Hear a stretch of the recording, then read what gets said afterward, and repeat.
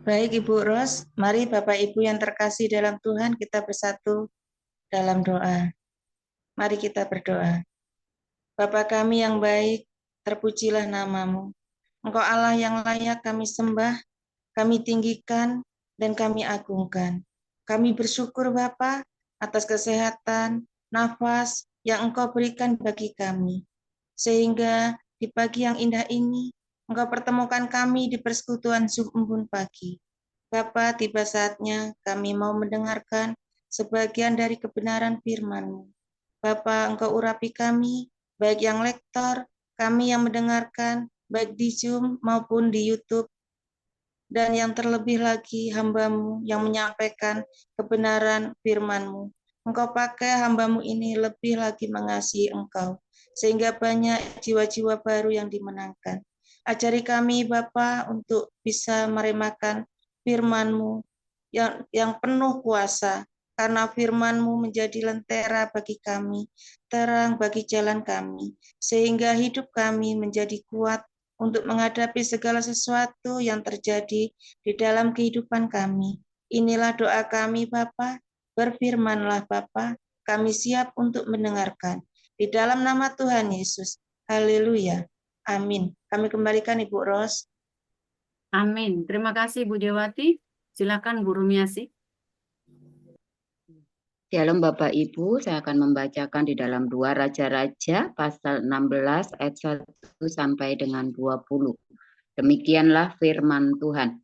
Dalam tahun ke-17 zaman Pekah bin Remalia, Ahaz anak Yotam Raja Yehuda menjadi raja. Ahaz berumur 20 tahun pada waktu ia menjadi raja dan 16 tahun lamanya ia memerintah di Yerusalem. Ia tidak melakukan apa yang benar di mata Tuhan Allahnya seperti Daud bapa leluhurnya.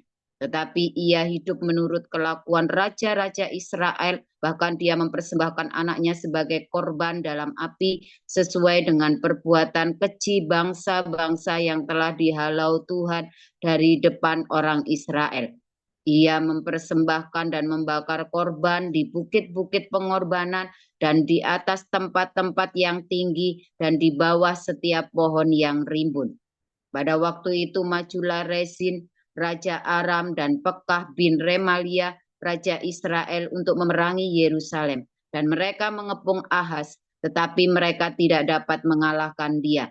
Pada masa itu Rezin, Raja Aram mengembalikan Elat kepada Edom, lalu ia mengusir orang-orang Yehuda dari Elat. Datanglah orang-orang Edom ke Elat dan diam di sana sampai hari ini.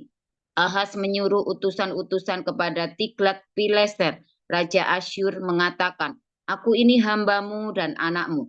Majulah dan selamatkanlah aku dari tangan Raja Aram dan dari tangan Raja Israel yang telah bangkit menyerang aku. Ahaz mengambil perak dan emas yang terdapat dalam rumah Tuhan dan dalam perbendaharaan istana raja dan mengirimnya kepada Raja Asyur sebagai persembahan. Maka Raja Asyur mendengarkan perkataannya dan maju melawan Damsyik, merebutnya dan mengangkut penduduknya tertawan ke Kir, tetapi Rezin dibunuhnya. Sesudah itu pergilah Raja Ahaz menemui Tiglat-Pileser, Raja Asyur ke Damsyik. Setelah Raja Ahaz melihat mezbah yang ada di Damsyik, dikirimnyalah kepada Imam Uria ukuran dan bagan mezbah itu, menurut buatannya yang tepat. Lalu Imam Uria mendirikan mezbah, tepat seperti keterangan yang dikirimkan Raja Ahaz ke Damsyik. Demikian dibuat Imam Uria menjelang datangnya Raja Ahaz ke Damsyik. Setelah Raja pulang dari Damsyik, maka Raja melihat mezbah itu. Lalu mendekatlah Raja kepada mezbah itu, naik ke atasnya, membakar korban bakarannya dan korban sajiannya, mencurahkan korban curahannya di atas mezbah itu, dan menyiramkan darah korban keselamatannya kepadanya. Tetapi ia menyuruh menggeser mezbah tembaga yang ada di hadapan Tuhan dari depan rumah Tuhan, dari antara mezbah baru dengan rumah itu, dan menaruhnya di sebelah utara mezbah baru itu. Kemudian Raja Ahaz memerintahkan kepada Imam Uria, Bakarlah di atas mezbah besar itu korban bakaran pagi dan korban sajian petang, juga korban bakaran dan korban sajian raja, lagi korban bakaran dan korban sajian dan korban-korban curahan seluruh rakyat negeri. Dan siramkanlah kepadanya segenap darah korban bakaran dan segenap darah korban sembelihan, tetapi mezbah tembaga itu adalah urusanku. Lalu Imam Uria melakukan tepat seperti yang diperintahkan Raja Ahaz. Sesudah itu Raja Ahaz memotong papan penutup kereta penopang dan menyingkirkan bejana pembasuhan dari atasnya. Juga laut itu diturunkannya dari atas lembu tembaga yang mendukungnya dan ditaruhnya di atas alas baru. Selanjutnya, demi Raja Asyur disingkirkannya lah dari rumah Tuhan serambi tertutup untuk hari Sabat yang telah didirikan pada rumah Tuhan, juga pintu masuk untuk raja yang di sebelah luar. Selebihnya dari riwayat Ahaz dan apa yang dilakukannya, bukankah semuanya itu tertulis dalam kitab sejarah raja-raja Yehuda?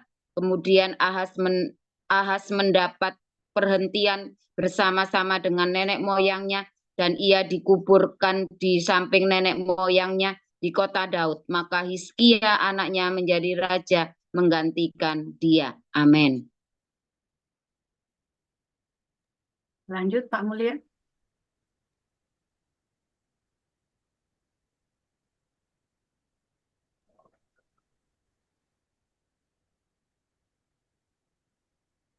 Mikrofonnya bolak-balik.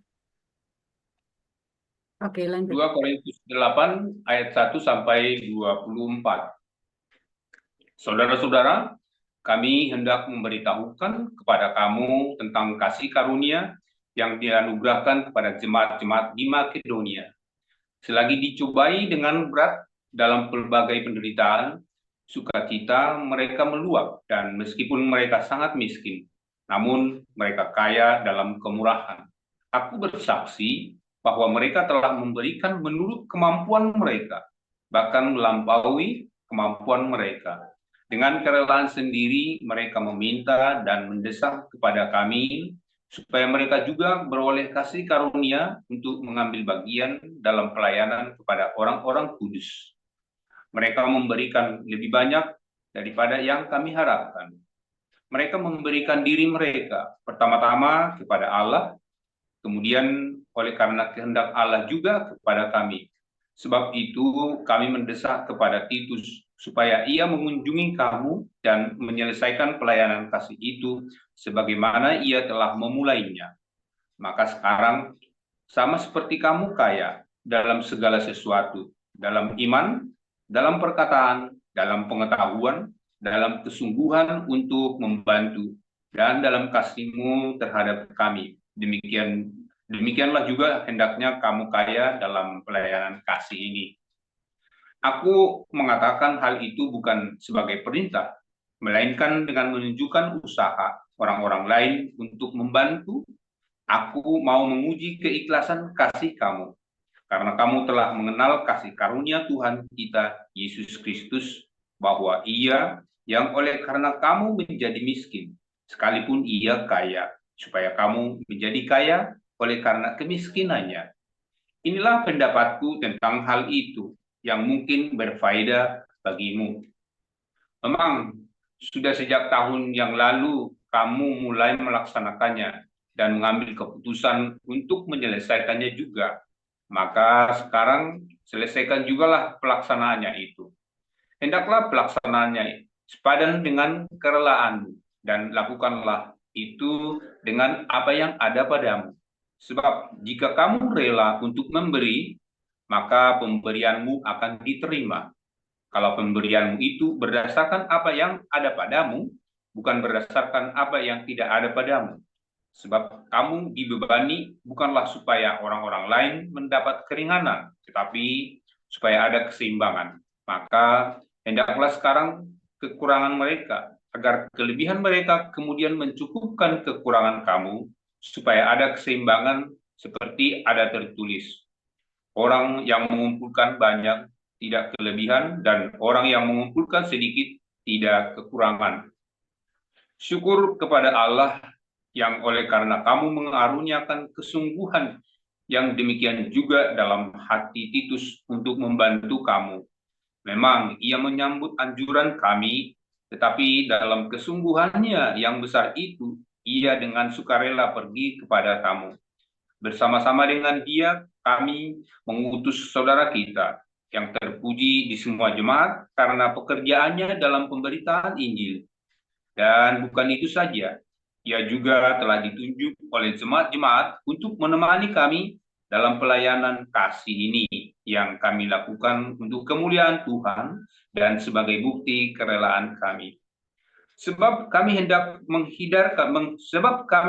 menghindarkan hal ini, bahwa ada orang yang dapat mencela kami dalam hal pelayanan kasih yang kami lakukan dan yang hasilnya sebesar ini. Karena kami memikirkan yang baik, bukan hanya di hadapan Tuhan, tetapi juga di hadapan manusia. Bersama-sama dengan mereka, kami utus seorang lain lagi, yakni saudara kita, yang telah beberapa kali kami uji, dan ternyata selalu berusaha untuk membantu. Dan sekarang ia makin berusaha karena besarnya kepercayaannya kepada kamu. Titus adalah temanku yang bekerja bersama-sama dengan aku untuk kamu. Saudara-saudara kami yang lain itu adalah utusan jemaat-jemaat dan suatu kemuliaan bagi Kristus. Karena itu, tunjukkanlah kepada mereka di hadapan jemaat-jemaat bukti kasih-Mu dan bukti kemagahanku atas kamu. Demikianlah firman Allah. Ya, terima kasih para lektor, Pak Mulia dan Bu Rumiasi yang membacakan Alkitab pada pagi hari ini. Kita akan mendengarkan renungan Embun Pagi oleh Dr. Joseph Paul Jang dengan judul Bisnis Gereja. Kepada Pastor Paul dipersilakan. Haleluya, luar biasa firman Tuhan selalu baru setiap hari ketika kita menanti-nantikan Tuhan dengan penuh cinta, penuh semangat. Jangan patah, jangan kendor, hati yang tulus. Dan jangan lupa berbuat baik setiap hari ya. Dan pagi-pagi bangun, jangan lupa ngomong ya. Tuhan Yesus baik, Tuhan Yesus baik. Kalau kamu lagi butuh duit hari itu, bilang Jehovah Jireh. Kalau kamu lagi ruwet, bilang Jehovah Shalom. Kalau lagi sakit, bilang Jehovah Rafa.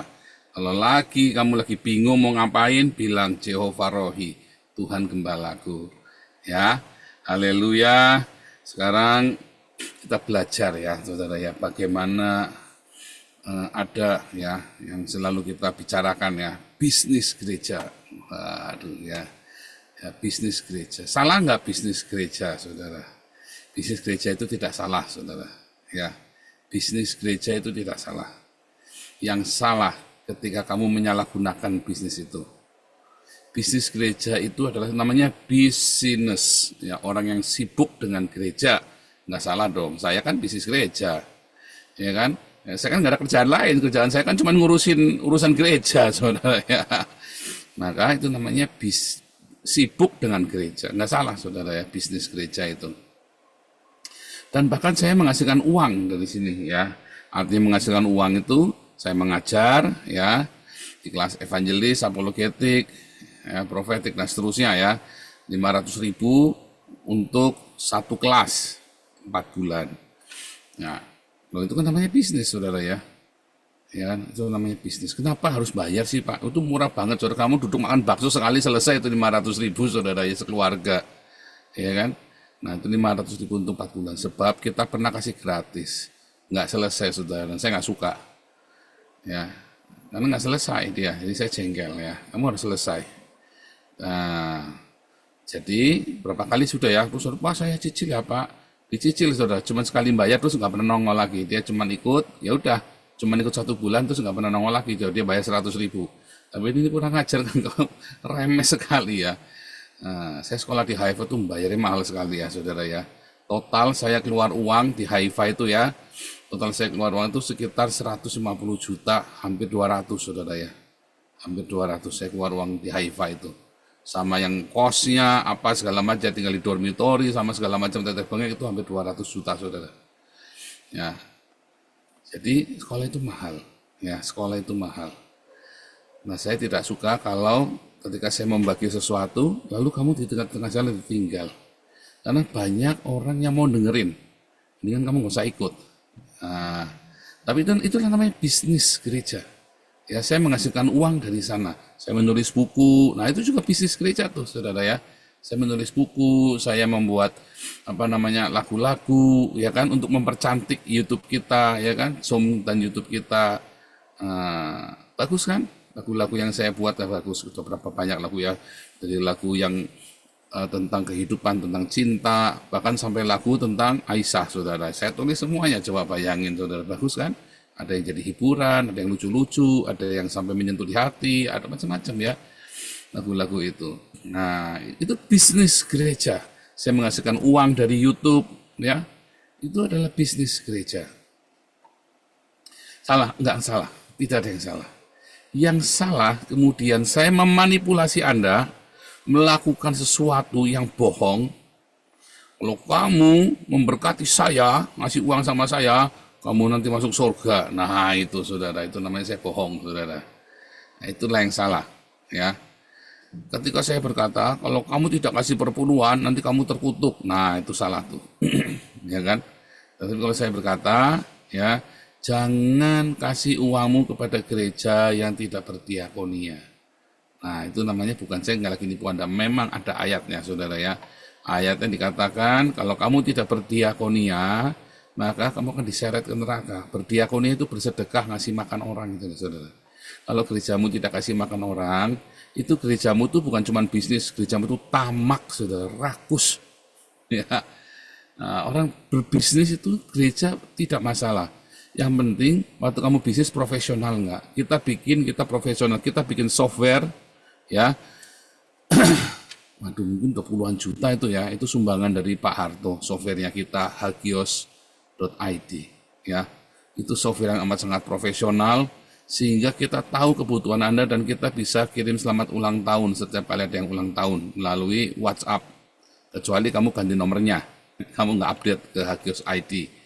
Ya, kita bisa tahu jumlah anggota keluarga kamu sehingga kita bisa menghitung kalau ada yang butuh beasiswa, kita menghitung jumlahnya berapa anakmu. Itu ya. Kita bisa tahu nih, kamu nih ada yang meninggal, ada yang apa dari situ, saudara, ya. Kita bisa woro-woro, kita kumpulin uang, ya kan, kalau ada yang kedukaan. Kita bikin dengan sangat profesional. Itu namanya bisnis gereja, saudara. Tidak ada yang salah dengan bisnis. Yang salah ketika kemudian di dalam bisnis itu kamu mulai serakah. Semua bisnis sama saja. Pendeta, pengusaha, karyawan, itu hanya profesi. Saya pun melakukan profesi saya, ya, sebagai hamba Tuhan, sebagai pendeta, full-timer. Saya ini full-timer, saya nggak ada kerjaan lain, ya. Dan memang saya ditawari macam-macam kerja, enggak. Saya berdoa, Tuhan tolong cukupkan. Ya, kerja saya nggak ada lain, saya cuma kerja ini, ya. Bukan juga TikTok-kentok, enggak. Saya sibuk sekali sampai kita berapa hari ya. TikTok mana sekali saya muncul, ya seneng ya, 800 orang yang nonton ya. Live TikToknya ya, 800 langsung. Ya kan, saya juga senang dengan TikTok kan juga kita dapat uang, tapi kita udah nggak ada waktu lagi, kita lagi nulis buku, saya lagi bener-bener ya, doakan ya supaya Tuhan semua sediakan yang kita perlu ya, Tuhan bereskan semuanya dan kita bisa jadi berkat, komunitas ini bisa jadi berkat buat banyak orang ya. Jadi uang yang masuk di dalam, donasi yang masuk ke dalam komunitas kita itu bukan buat saya, saudara ya. Donasi yang masuk komunitas kita itu adalah untuk melayani Anda sendiri. Termasuk yang ada komunitas kita yang ada di Belanda, kita kasih makan orang-orang di Belanda. Kasih makan orang-orang di Belanda, saudara. Hebat ya, saudara ya. Nah, jadi Anda kalau berdonasi ke yang kode 77, ya, itu Anda lagi ngasih makan Belanda tuh. Wah, Pak, ngapain ngasih makan orang kita kurang? Enggak, saudara, kita nggak kurang. Ya. Makanya kan para rasul mengumpulkan persembahan bukan cuma untuk negara Syria, ya, tetapi untuk negara Israel, saudara. Ya, yang di Yerusalem kan mengumpulkan sumbangan buat Yerusalem kan, itu kan beda negara. Antioquia itu di Syria, negara Syria, Antioquia itu, Yerusalem itu negara Israel, saudara ya. Bahkan kalau ada di Ethiopia, ada di mana kita kirim, saudara. Nah sekarang ini ya banyak orang-orang imigran ilegal yang ada di Belanda, saudara. Imigran ilegal atau orang-orang yang tidak bisa mendapat bagian dari pemerintah Belanda. Karena apa? Karena mereka tidak punya identitas. Mereka itu ghost, nggak ada. Jadi pemerintah tidak boleh mengadakan makanan. Karena keberadaan mereka itu tidak diakui, saudara ya. Makanya tidak boleh. Lalu siapa yang kasih makan mereka? Yang kasih makan mereka itu gereja. Karena ada namanya tugas gereja, asilum gereja, refugee gereja. Boleh, saudara. Negara tidak boleh, saudara. Karena mereka itu tidak ada. Ya, mereka itu tidak ada. Ghost. Enggak, ya kan? Walaupun orang Belanda loh, tapi mereka nggak punya KTP Belanda. Namanya sudah terhilang dari catatan. Entah pelanggaran apa, kita nggak ngerti kan. Administratif, mereka nggak disiplin. Di Belanda ini kalau kamu tidak tertib administrasi, silakan, saudara ya. Tapi kalau kamu tertib administrasi sampai tua sampai mati, kamu tetap disupport sama Belanda. Tapi kalau kamu tidak tertib administrasi, ya nggak punya KTP, nggak punya, oh ya silakan kamu sudah, jangan remehin ya. Anak saya kemarin kita nunda-nunda, untung kita kelar cepat ya. Kita termasuk cepat ya. Karena apa? Saya disiplin administrasi, saya ngerti ya. Kita pengalaman dulu bikin SPKRI, kejar terus, saudara ya. Orang-orang 10-20 tahun baru dapat paspor, saudara, baru dapat warga negara. Saya emang nyampe 5 tahun, saudara ya, udah kelar semuanya. Ya, serius bener ya, ajaib, semua mujizat, saudara. Orang-orang pada nggak percaya. Ini saya tak tunjukkan paspor saya, ini KTP saya nih, nationality Nederland, itu saya, saudara. Kenapa kita benar-benar? Nah, lalu orang-orang ini ya kita rawat, kita kasih makan. Donasi yang Anda kumurkan dengan kode 77 itu, damar kasih 77 itu untuk kasih makan. Dan itu adalah sebuah bisnis. Bukan profit oriented bisnis, tetapi untuk profit kerajaan surga, saudara. Bukan untuk profitnya saya malah nombok, saudara. Saya itu malah nombok ya. Saya nombok beneran ya, saya malah nombok tabungan kita semuanya, semua penghasilan dari YouTube kita, semua penghasilan dari kelas yang saya mengajar, saya kasihkan ke sana semua uangnya, saudara ya. Saya malah nombok semua ya. Jadi memang kenapa? Karena saya punya hati. Kamu kira kita donasi ngumpulin 30 miliar ya selama 3 tahun ini, hampir 5 tahun, hampir 5 tahun ini kita sudah ngumpulin donasi itu lebih dari 30 miliar. Serupiah saja saya nggak menikmati ya, serupiah saja tidak menikmati. Beneran, saya tidak gajian, karena memang sudah kita memutuskan untuk sini, saya tidak akan gajian dari sini. Mengapa? Supaya jangan ada yang memfitnah. Ya, supaya jangan ada yang memfitnah. Makanya saya tidak gajian. Ya.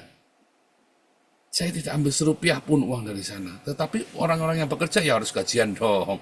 Para diaken-diaken damar itu ya harus dibayar dong. Masa mental gratisan. Mereka juga capek dan mereka juga tidak ada pekerjaan lain. Kecuali mereka misalnya nih, mereka direktur bank misalnya nih. Atau Pak Stephen Law itu. Ya dia supplier tunggal loh, ya supplier apa namanya sebentar ya. Jadi dia seperti ininya calon pokok, mitranya calon pokok ya kita tidak perlu bayar gaji dia, malah dia yang sering nombokin juga. Ibu mantu misalnya tidak perlu gajian, ibu mantu itu ya, malah ibu mantu yang sering nombokin kita. Nah, tapi bagi orang-orang yang memang tidak ada penghasilan ya dan bekerja untuk kita full time ya kita harus bayar, saudara. Enak aja kamu ya, itu contoh. Jadi itu adalah bisnis, kita kelola dengan profesional ya. Kalau di kelas HBC 1, HBC 2 dan para pengurus kemarin sudah kita jadi 2 kali pertemuan ya, Rick Warren ya, Purpose Driven Church. Kita mengelolanya dengan cara yang profesional. Ya kita punya Hagios ID, kita punya apa namanya ya sekarang ya seperti Embun Pagi ini ya. Terima kasih ya nih. Kita kan mulai Embun Pagi ini kan dimulai dengan profesional kan Pak David nih, idenya Pak David ini dikelola, di manage ya. Dari Pak David dulu mulai ya. Saya bilang ya Bapak terserah Pak David diatur ya. Terus Pak Harto mulai turun tangan, dibikinkan websitenya. Ya dibikin semua ya satu-satu, terus kita ya udah selengkapnya bikinkan website idenya ya .org.id bikinkan semuanya. Itu namanya manajemen bisnis gereja, saudara. Dan kita harus kelola dengan profesional. Ya bahkan di dalam Kisah Rasul 6 dipilih 7 diaken untuk mengurus ya kan, sehingga saya bisa fokus dengan perkara-perkara rohani ya kan. Dan para pengurus ini yang membagi, mengatur, ya uang itu diapakan. Itu saudara, itu namanya bisnis gereja. Tidak ada yang salah dengan duit. Yang salah adalah ketika kemudian kita menjadi tamak. Ada pengurus-pengurus begitu ngeliat duitnya banyak, hijau matanya saudara ya, bingung, ya Paulus singkirkan saja. Ya kita biar fokus, jangan diatur sama Paul lagi. Saudara bandel kamu. Kan, ada yang begitu ya, ada Larua itu misalnya kan dulu kan begitu kan. Ada apa namanya ya nggak tahu mereka kesambet apa tuh ya. Akhirnya kan nggak karu-karuan juga. Sebab tetap di sini keluar. Apa saya ngatur-ngatur? Enggak, tanya sama Pagi. Apakah saya ngatur-ngatur otoriter? Kalau mana ada? Hanya Damaris tuh, sama Damar Kasih. Nggak ada saya ngatur-ngatur, saudara ya. Nggak ada. Malah kemarin Bu Ana ngatur-ngatur, saya bilang jangan, itu bukan urusan kita. Itu urusannya mereka. Malah saya nggak boleh. Urusan kita membekali Anda secara rohani. Jadi tidak boleh cawe-cawe, saudara ya. Bu Ana pun diadu ini, ada yang adu ini. Tidak boleh, kamu tidak boleh cawe-cawe. Dengarkan saja, kasih nasihat. Tapi kamu tidak boleh. Pokoknya dibutuhkan, aku harus begini, nggak boleh. Marcel saja saya tidak pernah ngatur-ngatur Marcel. Marcel yang semua itu saya mengurusin pengurus semua, bukan saya, saudara ya. Ini Marcel sama Pak Enado lagi di sini ya, saudara ya. Lagi di sini. Tadi baru makan sate domba, kedinginan mereka, menggigil. Beku. Nah, ini Marcel sama Enado lagi tidur, ya udah capek karena tadi ya. Nanti saya lagi main musik sama Marcel, Pak Enadonya sudah ini ya, udah 5 watt. Pak Enado mendadak jadi Cina ya. Margali 5 watt, saudara ya. Nah, kita sekarang lagi belajar ya, saudara. Pak Enado dengan Marcel kita belajar. Saya mau impartasi visi itu manajemen. Ya, seperti Pak Stefan kan datang, kita ngobrol-ngobrol sejauh apa. Nah, yang Pak Enado dengan Marcel ini khusus ya, 1 bulan full ya. Saya minta datang, tolong diluangkan waktu full supaya saya bisa bikin sesuatu buat kalian. Dan nanti ketika Enado dan Marcel pulang, dia bisa sharekan ya. Itu karena Marcel itu mau kita habiskan jadi pendeta muda ya. Jadi pastor ya, jadi pastor untuk kalian yang di Indonesia supaya kalau ada yang menikah bisa diberkati. Ya, masalahnya Marcel belum menikah, makanya cariin jodoh buat Marcel, saudara ya. Masih perawan ting-ting, bujangan tong-tong. Ya Marcel itu ya pengumuman ya, saudara ya. Masih bujangan tong-tong ya. Penghasilan lumayan ya, di atas UMR. Langsung ibu-ibu, lumayan lah di atas UMR ya. Aduh, coba yayasan kita hebat ya. Marcel bukan biaya yayasan ya, tapi ada yang nyponsorin ya. Ada yang menyponsori untuk berangkat ke Belanda untuk belajar. Saya waktukan pengumuman siapa yang mau nyponsori Marcel berangkat, lalu ada volunteer saya mau nyponsori Marcel, maka bisa berangkat. Itu asik ya, saudara ya. Oh, yayasan kita keren ya. Itulah karena kita memanage-nya dengan cara bisnis. Makanya bisa. Siapa tahu nanti Bu Rosna Baban, Pak Mulia bisa ke Belanda atau ke Israel, ya kan? Amin dong. Bisa. Ya, kalau kita organisasinya organisasi internasional, maka Anda perginya internasional. Kalau kamu mau cuman kelas, udah kita kasih makannya Indonesia aja, ya kelasmu ya sana di kampung aja, saudara. Saudara, saya pernah kerja di berbagai perusahaan. Waktu saya kerja di perusahaan snack itu ya, consumer goods, maka saya tiap sebulan sekali, saya pulang bawanya apa? 1 dus coklat, ya snack, kerupuk, pilus. Ya karena saya kerja di consumer goods, nanti kadang-kadang bawa sabun, bawa sampo, saudara ya. Waktu saya kerja di perusahaan elektronik, ya saya tiap bulan bawanya elektronik, saudara. Tiap semester sekali lah, nggak tiap bulan ya. Setiap meeting nasional, saya pasti pulang bawa merek-merek terbaru, saudara. Seri terbaru, apalagi kalau pencapaian targetnya dipenuhi kan, saya mesti bawa macam-macam. Bahkan karena kita adalah perusahaan salah satu distributor merek internasional, maka 1 tahun sekali kita keluar negeri, saudara. Itu namanya, ya itu namanya karena kita perusahaan internasional. Makanya kita perginya internasional, ke Korea, ke Hong Kong, ya jalan, saudara ya. Nah, Anda kantor pusatnya itu ada di Belanda. Iya, kalau Anda mau naik kelas, Anda training ya ke sini ke Belanda. Iya kan? Asik kan? Itu, seperti itu. Makanya coba belajar berpikir maju. Oh, jangan Belanda ngapain ini? Kita di sini saja. Goblok kamu. Siapa tahu kita makin kuat, kita enggak tahu. Saya punya visi besar, tiba-tiba kita kuat sekali ya. Apalagi Pak SK kan semangat sekali kan dengan masalah beasiswa. Tiba-tiba kita bisa, ayo semua siapa yang punya anak berprestasi, kita kasih beasiswa ke Belanda dan ke Israel. Ayo loh, otaknya kita jangan dipenuhi dengan pecundang. Hari sepopo, saya paling benci kalau ada orang ngene wae, pengen tak kepretin saudara, goblok. Saya ini kecil ya tinggal di desa yang tidak ada listriknya saudara. 6 tahun kami nggak punya listrik saudara ya. Sekarang saya go internasional ya. Semester depan saya udah ke Amerika, semester depan ya. Diundang saya ke Amerika, Koden suruh kita ke Amerika. Coba bayangin saudara. Dari kampung yang tidak ada listriknya, ya kita ini go internasional, saudara. Karena kita selalu berpikirnya wawasannya loh luas. Ya, kamu cuman di Cianjur aja ya terserah, saudara. Mertua saya itu ya sekali kan nggak pernah pergi-pergi, nggak pernah naik pesawat, nggak pernah apa ya. Mertua saya itu adalah orang kaya, saudara. Tapi sekalinya pergi langsung ke Belanda mumet ya, saudara ya. Mau naik pesawat gemetaran dituntun sama Bulianti sama Pak Muarjuni dituntun gemeter bingung mau naik pesawat. Aduh, nah itu go internasional dong. Siapa tahu nanti anaknya Pak Mulya ya nanti ada yang ya berprestasi lalu kita dapat beasiswa ke HIFA ya kan. Ini saya lagi itu tahu Profesor Metatron itu kan lagi merapat kemari itu saya lagi mintain beasiswa, lagi cariin beasiswa ke HIFA itu saudara. Saya padahal nggak dapat beasiswa bayar sendiri tapi saya nyariin doa. Istilahnya ya saya kalau mau bilang kurang baik apa rasanya sombong ya. Tapi kurang baik apa saya itu coba kalian masih maki-maki saya coba masih fitnah-fitnah saya kurang ajar kan. Kurang baik apa coba masih tak pikirin ya sekolahnya kalian bagaimana itu kalau ada yang meninggal bagaimana. Loh kalau ada yang meninggal balik lagi ini sombong saya ini sombong saudara ya. Kalau ada yang meninggal yang ngasih sumbangan paling besar pasti saya saudara. Serius, karena saya rumah sekalian juga dulu urunan buat saya. Ya, kalau enggak itu mami saya nggak bisa dikubur itu. Serius, saudara duitnya dari mana? Lagi COVID begitu semuanya mahal. Hampir 70 juta itu lagi COVID itu yang mau makamkan mami saya itu ya. Dengan layak maksudnya ya.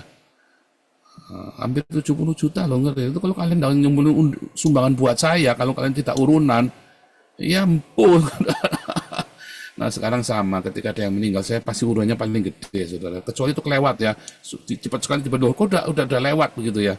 Tapi selalu saya usahakan, saya selalu kasih, saudara. Ya, itu contoh ya. Saudara, itulah bisnis gereja. Bagaimana kita memanage dengan profesional untuk kemaslahatan umat, nah, katanya orang Islam ya. Kemaslahatan itu apa-apa? Ya pokoknya saya cuma ikut-ikutan. Ya pokoknya untuk supaya uang yang Anda kumpulkan supaya di rumahku ada makan, emang Tuhan makan saudara.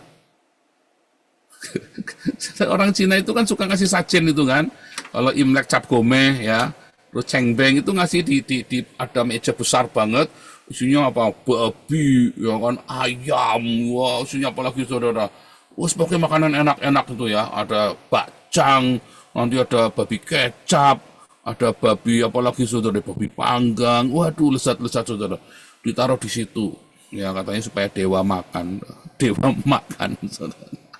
Saya di malam-malam hilang saudara, ya makan siapa saudara saya. Dalam hati saya, masa babi bacang ditaruh di situ, kita makan malam-malam saya ambil saudara ya, nanti oma saya nyariin.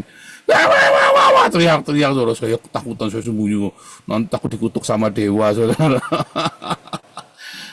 Buat siapa saudara? Itu kalau orang, saya pernah cerita ya di Hong Kong itu ya, di Hong Kong itu setiap sudut itu ada persembahan saudara, ayam gitu, satu potong ya, terus nanti malamnya bisa hilang saudara, dimakan sama dewa. Wah seneng saudara yang ngasih persembahannya.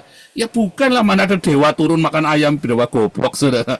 Yang makanya orang miskin, ada orang makan di situ, aduh, dia malam udah sepi diambil sama dia makan. Nah ketika Tuhan berkata dalam Maleakhi 3 ayat 10, bawalah persembahan bersepuluh itu ke dalam rumahku supaya di rumahku ada persediaan makanan, itu buat orang miskin saudara maksudnya. Ya kan? Yang percaya bilang amin dong. Bukan buat Pak Pendeta, bukan buat beli jet, diajari ya hari Minggu kemarin. itu buat orang miskin.